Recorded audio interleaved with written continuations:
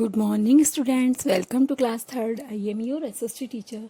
बच्चों, आज मैं आपको एसएसटी का lesson 4 air and water around पढ़ाऊंगी। इसका मीनिंग होता है वायु और पानी हमारे चारों ओर। हम पृथ्वी पर रहते हैं। जैसा कि आप जानते हैं कि केवल पृथ्वी ही एक ऐसा ग्रह है जहां मानव जाति जीवित रह सकती है। लेकिन हम सब पृथ्वी पर कैसे जीवित रहते हैं? पृथ्वी पर जीवन संभव है क्योंकि पृथ्वी पर वायु और जल उपस्थित हैं। एयर मीन्स वायु यानी हवा। वायु जीवन के लिए आवश्यक है। ये प्रत्येक जगह उपस्थित है। पृथ्वी के चारों ओर वायु का कंबल यानी आवरण है, जिसे वातावरण के नाम से जाना जाता है। एयर पॉल्यूशन यानी वायु प्रदूषण। वायु में हानिकारक वस्तु मिलना या मुक्त होना है वायु प्रदूषण कहलाता है। प्रदूषण वायु को गंदा और असुरक्षित बनाता है। जब हम गंदी हवा में सांस लेते हैं तो ये हमारे स्वास्थ्य पर बुरा प्रभाव डालता है और इसके कारण बीमारियां होती हैं। हमें हवा को साफ सुथरा रखना चाहिए क्योंकि प्रदूषण मुक्त हवा स्वास्थ्य जीवन के लिए आवश्यक है। यहाँ बहुत सी वस्तुएं हैं जो वायु को प्रदूषित करती हैं। फैक्ट्रियों का धुआं, वाहन, कूड़े का जलना आदि हवा को सबसे अधिक प्रदूषित करते हैं। जंगलों में यानी फॉरेस्ट में वायु सबसे अधिक स्वच्छ होती है। नेक्स्ट है keeping air fresh and clean यानी हवा को साफ सुथरा रखना। जैसा कि आप जानते हैं कि हम सभी को सांस लेने के लिए साफ सुथरी हवा की आवश्यकता है। ऐसा करने के लिए बहुत से तरीके हैं। नंबर 1 है हवा को साफ सुथरा रखना। नंबर 2, हमें अत्यधिक पेड़ पौधे उगाने चाहिए। नंबर 3, हमें कूड़े को खुले में नहीं जलाना चाहिए। नंबर 4, हमें कूड़े को सड़क पर नहीं फेंकना चाहिए। इसके बजाय हमें दुर्गंध से बचने के लिए इसे ढके हुए डस्टबिन में फेंकना चाहिए, जो कि हवा को प्रदूषित करती है। नंबर 5 है हमें पटाखे नहीं जलाना चाहिए क्योंकि ये वायु को प्रदूषित करते हैं। हमें ऐसे सभी क्रियाकलापों को रोकना चाहिए जो कि वायु को प्रदूषण की ओर ले जाते हैं।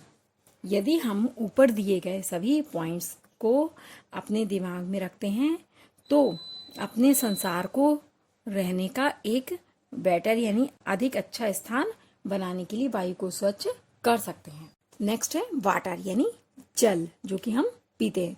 हम जीवित रहने के लिए पानी पीते हैं। हमें पीने, नहाने, कपड़े धोने, वस्तुओं को साफ करने, खाना बनाने सबके लिए किसकी आवश्यकता होती है? पानी की आवश्यकता होती है। किसानों को अपनी फसल उगाने, भोजन के उत्पादन के लिए पानी की आवश्यकता होती है। पानी के बिना पृथ्वी पर जीवन नहीं होगा। हम प्रत्येक दिन एक बड़ी मात्रा में पानी पीते हैं। पानी भोजन को पचाने में हमारी मदद करता है। पर्याप्त मात्रा में पानी पीने से हमारे शरीर के हानिकारक यानी जहरीले जो पदार्थ होते हैं, टॉक्सिन, वो बाहर निकल जाते हैं और हमें स्वस्थ रखते हैं। नेक्स्ट है स्टेट्स ऑफ वाटर यानी कि पानी की वास्तविक स्थिति।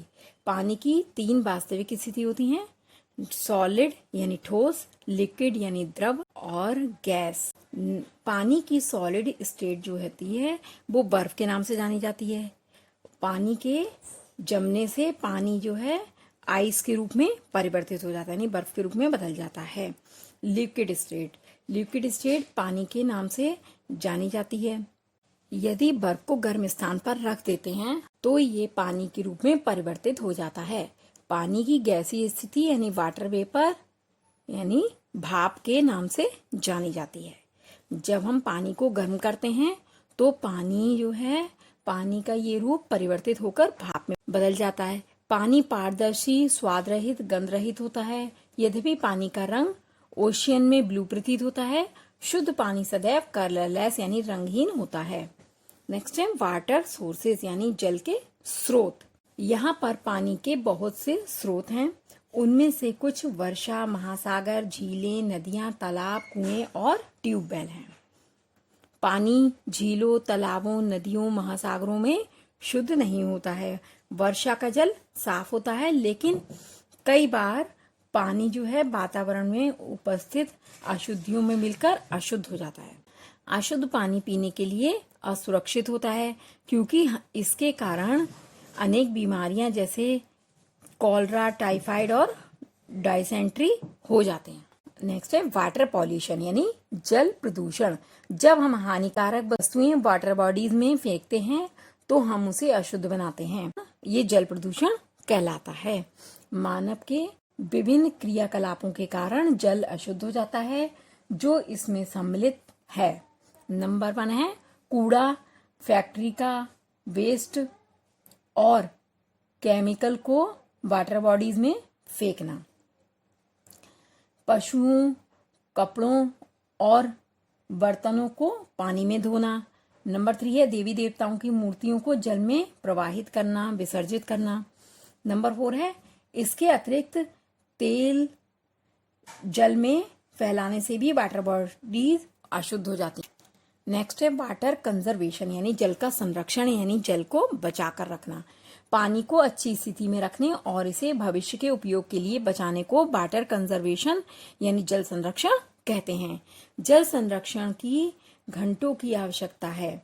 हमारे जल संसाधन सीमित हैं, इसलिए हमें जल का संरक्षण करना चाहिए, अर्थात हमें जल को भविष्य के लिए बचाना चाहिए। जल संरक्षण के लिए वर्षा के जल को इकट्ठा करके नहरों और नदियों के माध्यम से कृत्रिम जलाशय में भेजा जाता है। इसे रेन वाटर हार्वेस्टिंग कहते हैं, यानी पानी को, वर्षा के जल को इकट्ठा करना।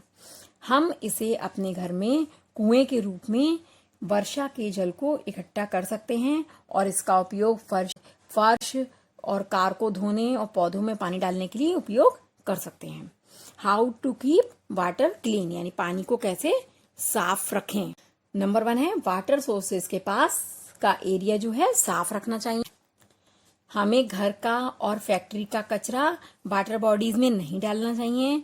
हमें कपड़े और बर्तन तालाबों, नदियों में नहीं धोना चाहिए। नंबर 4 है हमें घरेलू जानवरों को वाटर बॉडीज में नहीं नहलाना चाहिए। नंबर 5 है पीने के लिए पानी को साफ करने के लिए हमें इसे उबालना चाहिए और हम इसके लिए मार्केट में उपलब्ध प्योरीफायर्स का उपयोग भी कर सकते हैं।